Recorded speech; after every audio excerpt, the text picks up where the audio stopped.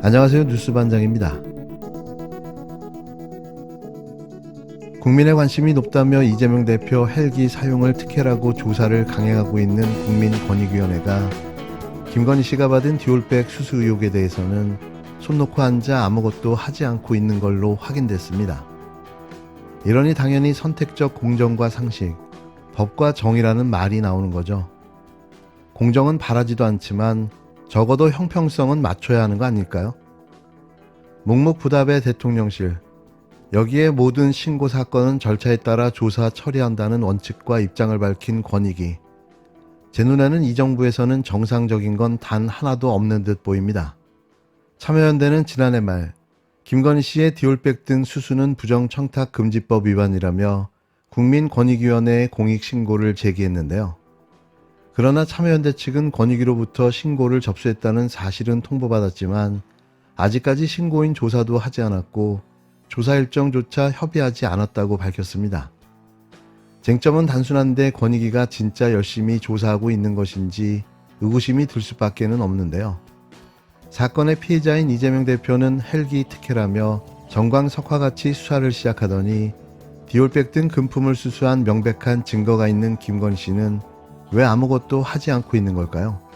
과연 이 정부에서 김건희 씨의 범죄 비리 사건을 제대로 조사할 수 있을까요? 정권이 교체되어야만 가능한 일이 될 것 같은데요. 그래서 다음 대통령은 이재명이어야 되는 거죠. 정치 테러범의 신상과 당적을 감추는 것이 부실 수사가 아니고 무엇입니까?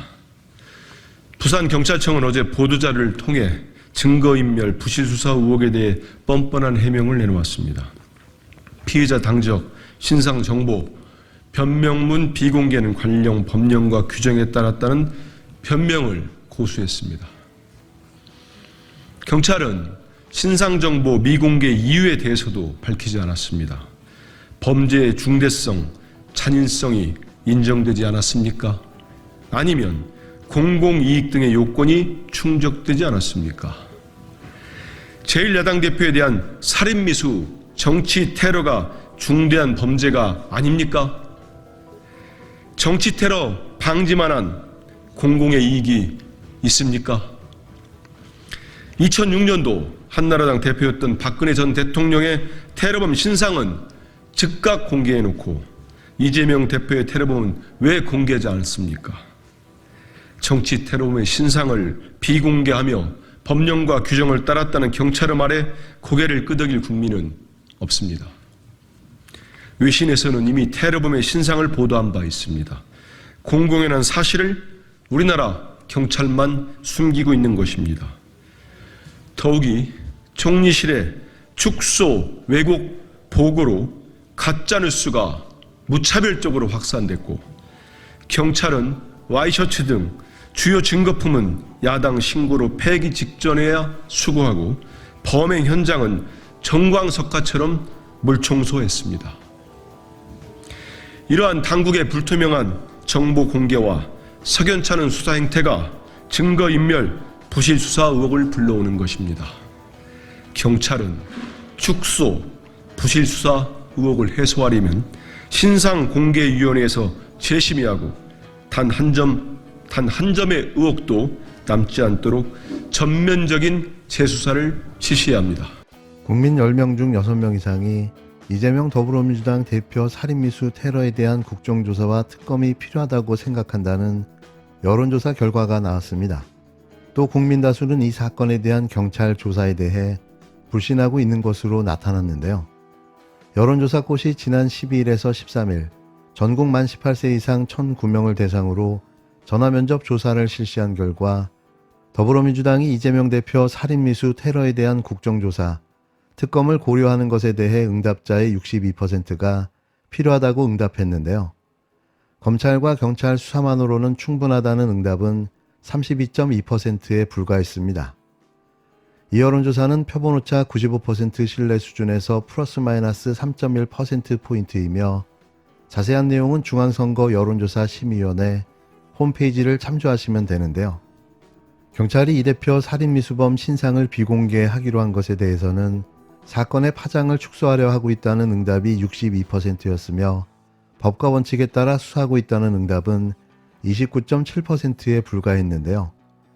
이번 사건이 살인 미수범의 단독 범행인지에 대한 질문에는 단독 범행이 아닌 것 같다는 응답이 54.8%였으며 단독 범행일 것 같다는 응답은 37.3%였습니다. 경찰이 사건 발생 38분 만에 사건 현장을 물청소한 것에 대해서는 의도적으로 사건 현장을 훼손한 것이므로 부적절하다는 응답이 64.2%, 미관상 좋지 않아 환경 미화를 한 것이므로 적절하다는 응답은 27.5%였는데요. 국민 과반수 이상이 경찰의 수사를 불신하고 있는 겁니다. 이대로 경찰이 계속해 사건을 축소 은폐한다면 국정조사나 특검을 피하기는 불가피해 보이는데요. 이미 모든 국민들은 이 상황을 정확하게 바라보고 있습니다. 총선을 3개월 앞두고 대통령실과 정부가 감세를 중심으로 하는 민생 정책들을 사흘에 한 번꼴로 내놓고 있습니다. 그런데 과연 이런 정책들이 재원 대책과 실현 가능성이 있는가 하는 의문이 제기되는데요. 정부의 예산과 세수가 앞뒤가 전혀 맞지 않고 있기 때문입니다. 한 달 동안 이어진 정책들로 세수만 최소 6조 원 넘게 줄어드는 데다 민간에서 투입되는 자금까지 합치면 최소 재원은 10조 원에 육박하고 있는데요. 주요 정책들이 현실화되기 위해선 법률 개정이 필수적이기 때문에 국회 문턱을 넘으려면 야당의 협조도 필수적입니다. 그냥 생각나는 대로 현실성 없는 선심 공약을 마구 남발하고 있는 건데요. 이는 총선을 위한 립 서비스일 뿐 구체적 실현 가능성이 없는 거죠. 대통령이 감세한 남발의 문제점에 대해서 짚어보겠습니다. 첫째, 윤석열 대통령이 자꾸 오래 거칠 세금을 깎아준다고 합니다. 작년 말 주식 양도세 대조적 기준 500% 상향, 임시투자세 공제 연장, 또 올 상반기 전통시장 사용금액 소득공제 확대 등 가뜩이나 줄어든 올해 세입을 더욱 감소시키는 정책입니다. 올해 세입을 결정할 세법이 통과된 지 한 달도 안 됐습니다. 올해 세법을 깎아줄 거라면 작년 세법 개정안에 담아왔어야 합니다. 그리고 지금 당장 선거용 감세 정책을 논의할 거라면 올해 세입 경정 감액 추경안도 함께 가져와야지 되는 것입니다. 둘째, 윤석열 대통령은 금년뿐만 아니라 내년에 적용될 세법에 대해서도 언급하고 있습니다. 금투세 폐지가 그렇고 상속증여세 개정도 마찬가지입니다. 이건 지금 당장 논의할 내용이 아닙니다. 아직 내년도 나라 살림 규모가 정해지지도 않았는데 이 세금을 폐지하겠다, 저 세금을 깎아주겠다고 말하는 건 조세정책의 추진의 기본도 모르는 행태입니다. 내년에 적용될 세법은 정부가 경제성장률, 물가 등을 고려해서 내년도 세입 예산을 결정하면서 정해집니다. 절차대로 7월에 정부의 세법 개정안에 담아서 논의하면 됩니다. 내년도 세법 개정이 급합니까? 그러면 내년 예산안과 함께 가져오십시오. 얼마든지 논의하고 심사하겠습니다. 셋째, 입법부 패싱입니다. 세제 개편은 나라 살림의 방향을 결정하는 중요한 사안입니다. 정부안이 마련되기까지 각 분야에 걸쳐 매우 많은 논의와 의견 수렴이 수반되며 정부안이 국회에 제출된 후에도 수차례 조세소회를 거쳐 세법이 확정됩니다. 국회의 협조 없이 대통령이 독단으로 처리할 수 있는 일이 아닙니다. 윤 대통령은 마치 세법에 국회 논의가 필요치 않다는 듯 행동하고 있습니다. 윤석열 대통령의 즉흥적이고 근시안적인 무차별 감세 발언은 4월 총선을 겨냥한 표퓰리즘이라고 생각합니다. 줄어들 세수에 대한 대안도 없으며 세법 개정의 절차도 무시하는 독주입니다.